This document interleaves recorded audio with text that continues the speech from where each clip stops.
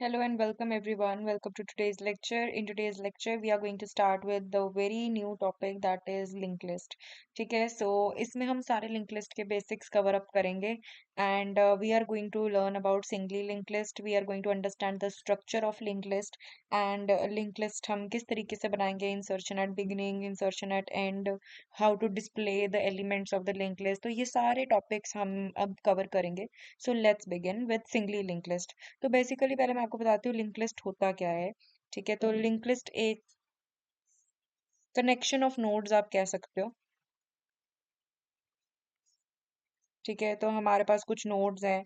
ठीक है, हर एक नोड के दो पार्ट होते हैं। ठीक है, सिंगली लिंक लिस्ट में। ठीक है, एक होता है हमारा डाटा पार्ट और एक होता है हमारा पॉइंटर पार्ट। ठीक है, और जो पॉइंटर होता है बेसिकली हम इसको नेक्स्ट बोल देते हैं।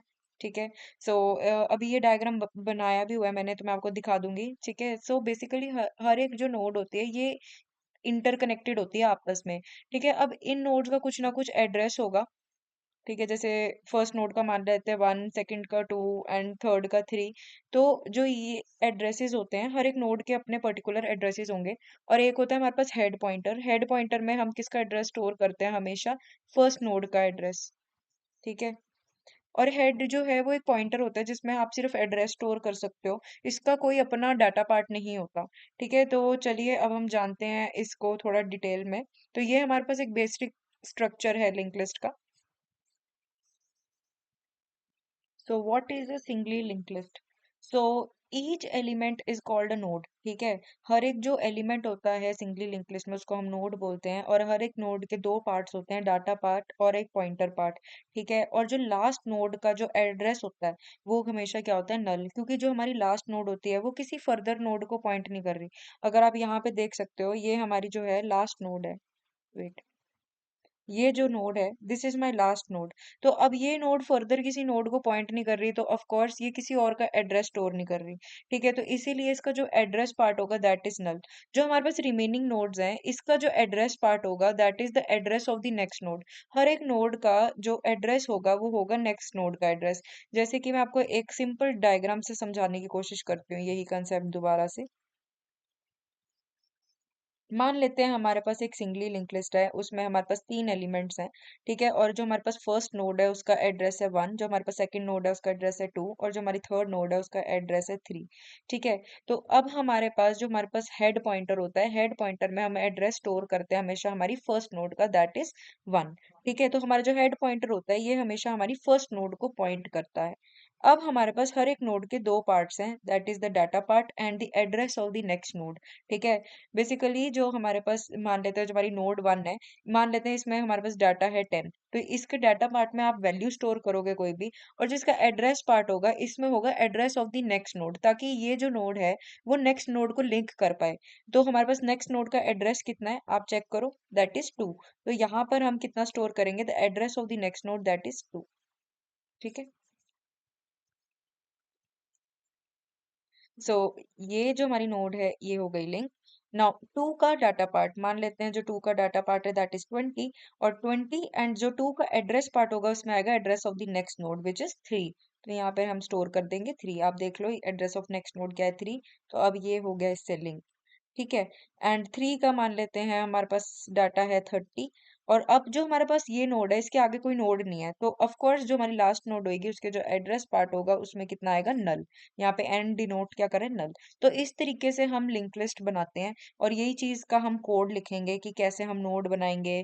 ठीक है, तो अभी हम जानते हैं हम नोड का स्ट्रक्चर कैसे क्रिएट करते हैं। ठीक है, बेसिकली सबसे पहले हम जानते हैं कि नोड बनानी कैसे है। अब आप देख सकते हो हर एक नोड के दो पार्ट हैं, डाटा पार्ट और pointer to the next node. तो इसके लिए हम किसका यूज करते हैं? स्ट्रक्चर्स का।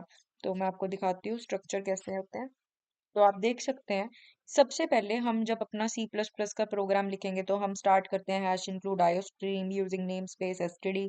उसके बाद हम सबसे पहले क्या लिखेंगे हमारे कोड में? This part we have to write that is struct node. और हमारे पास आप देख सकते हो सिंगली लिंक लिस्ट के केस में हमारे पास हर नोड के दो पार्ट हैं, डाटा पार्ट और pointer to the next node. तो इसीलिए ये चीज हमें कंपाइलर को समझानी पड़ती है, क्योंकि ये कोई pre built in data structure नहीं है। अब इससे मेरा कहने का मतलब क्या है, जैसे अगर मैं एरे की बात करती हूँ, तो एरे के लिए अगर मुझे एरे को डिक्लेयर करना होता था, तो मैं सिंपली स्क्वायर ब्रैकेट का यूज करती हूँ, ठीक है। लेकिन इस तरीके से मेरे कंपाइलर को समझ आता है कि हाँ, मुझे ये एरे जो है it is something of something which is a collection of elements of same data type, ठीक है।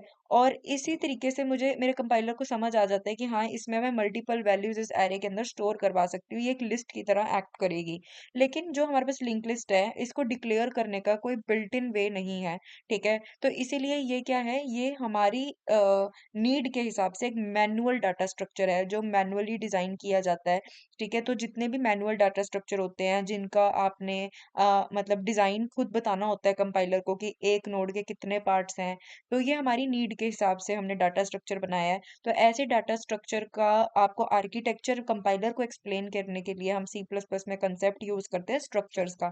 तो हम लिखेंगे सबसे पहले स्ट्रक्ट नोड, और हर एक नोड के क्योंकि दो पार्ट्स हैं, डाटा पार्ट और एड्रेस पार्ट, तो डाटा पार्ट के लिए मैं लिखूंगी सिंपली इंट डाटा, ताकि जो इसका डाटा पार्ट है वो कोई इंटीजर वैल्यू स्टोर कर पाए। अभी हम मान के चल रहे हैं कि हम डाटा पार्ट में इंटीजर वैल्यू ही स्टोर करवाना चाहते हैं, ठीक है। और जो हमारे पास नेक्स्ट होगा, नेक्स्ट बेसिकली क्या है, एड्रेस है, ठीक है, address of the next node. और आपको पता होगा कि हम एड्रेस स्टोर करवाने के लिए किस चीज का यूज करते हैं, पॉइंटर्स का, ठीक है। अब यहाँ पे मैंने, आप ध्यान से देखो, मैंने यहाँ पे लिखा हुआ है node star next. What is why we have written node.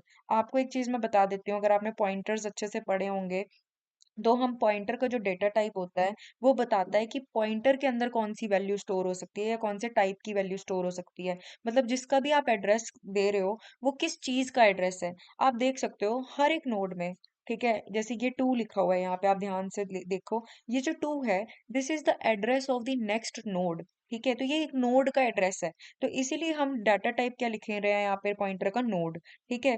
Node star next, next is the name of the pointer, and asterisk sign basically हम यूज करते हैं पॉइंटर को डिक्लेयर करने के लिए, ठीक है। आई होप आपको इसमें कोई डाउट नहीं होगा। नेक्स्ट वीडियो में हम देखेंगे इंसर्शन एट बिगिनिंग और in a singly link list. तो आज की वीडियो के लिए इतना बहुत है। Thank you and see you in the next lecture.